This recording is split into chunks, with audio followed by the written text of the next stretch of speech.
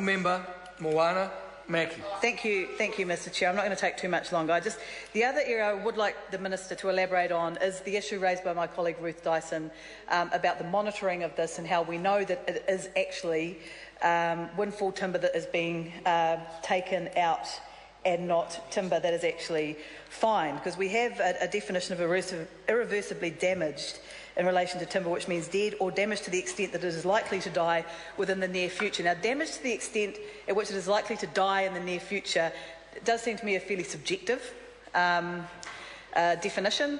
And so whilst dead is obvious, how are we going to make sure that actually there are logs being taken out where someone is making a judgment call based on the fact they can get a bit of money for it, that this is going to be likely to die in the future? Where are the belts and braces around who makes that determination?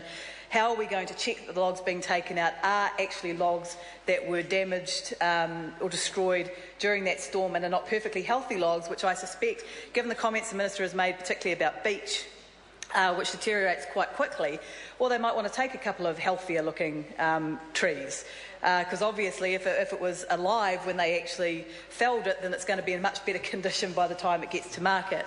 So I think, particularly in terms of those trees that the Minister himself has identified as being ones which deteriorate quickly, there is a real risk that it's not going to be windfall timber that is taken, but is actually going to be trees that have nothing wrong with them, or that actually are in a state where they would regenerate if they were left to do so. So a little bit of comment from the Minister, because obviously that's not stuff that you'd expect in legislation, but who is going to be checking this, who is going to be monitoring it, and how are we going to know that we are not creating a massive loophole for people who want to go in and actually take healthy trees, healthy native timber out of our conservation estate, as opposed to the timber the Minister is talking about, which is the excess stuff which is lying on the ground. And I think we get general consensus around the House that it's a normal part of the ecological cycle to have trees that fall and that die and that degrade. It's all part of the nutrient cycle, it's part of the habitat.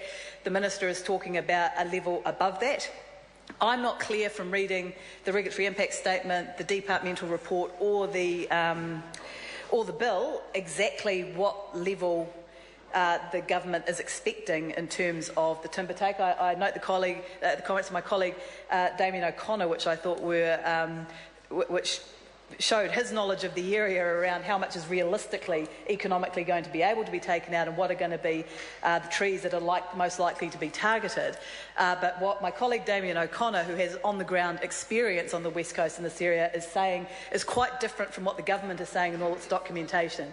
And that's right. And so my worry is that, in fact, this isn't just about what my colleague Damien O'Connor has talked about, which is going in and taking out some of those extra trees. It's not going to be a lot.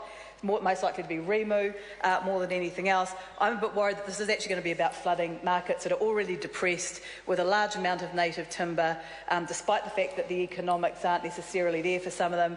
And again, coming back to that very serious question around how do we know that the timber that we're actually taking is stuff that's been damaged in the storm and isn't stuff which someone has just decided to cut down and say that it was damaged in the storm. So on part one, I really just want to leave my comments there, but I welcome the Minister's clarification on those points.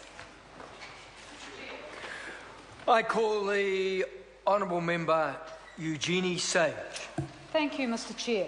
For dealing with part one and the purpose, which is to allow